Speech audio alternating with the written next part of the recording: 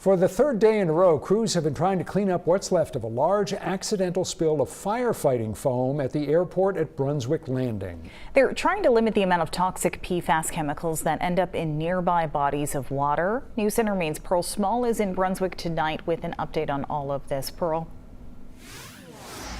Amanda and Rob, the Brunswick Landing, where I am right now, is about a mile away from 3 bodies of water that were contaminated during this incident.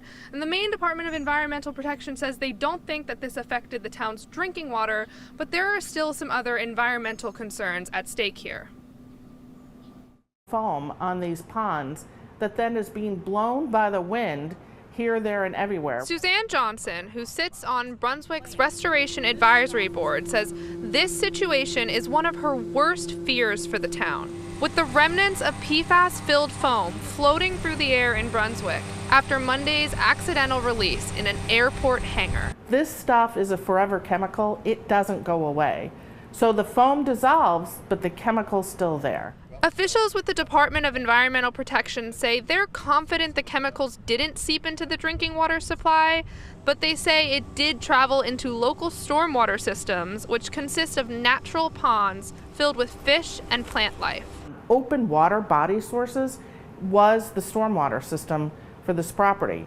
This chemical spewed directly into those open bodies of water. The path takes the foam directly into 2 ponds that lead to a source called Picnic Pond, which eventually connects to Harpswell Cove. I believe that the areas that we think might have been connected to any of the discharge are already closed. The ponds are mostly unreachable because they've already been listed as Superfund sites and blocked off by the town due to past PFAS contamination. Maine DEP Commissioner Melanie Loisem says those levels will likely increase now. What we focus on everywhere here in Maine and across the country is on reducing exposure.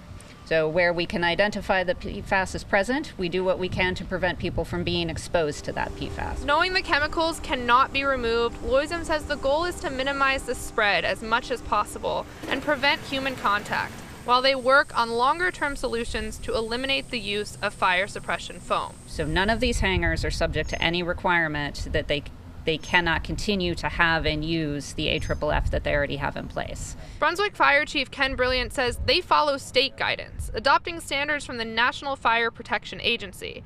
He says changes in that policy would likely have to come at a state level. Are there ways to do it? Yep, but it's a little bit more difficult than just say we're just going to take a red marker and just marking things up and say we're not going to follow that.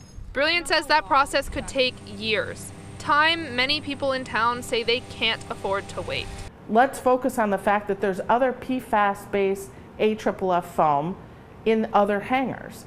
The problem we have is not yet at its conclusion. Representatives for the Mid-Coast Regional Redevelopment Authority, which oversees this area, says on this landing alone, there is still over 7,000 gallons of this foam present in buildings here.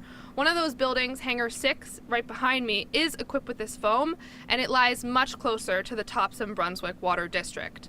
Amanda and Rob. Pearl Small live for us in Brunswick tonight. Thank you, Pearl.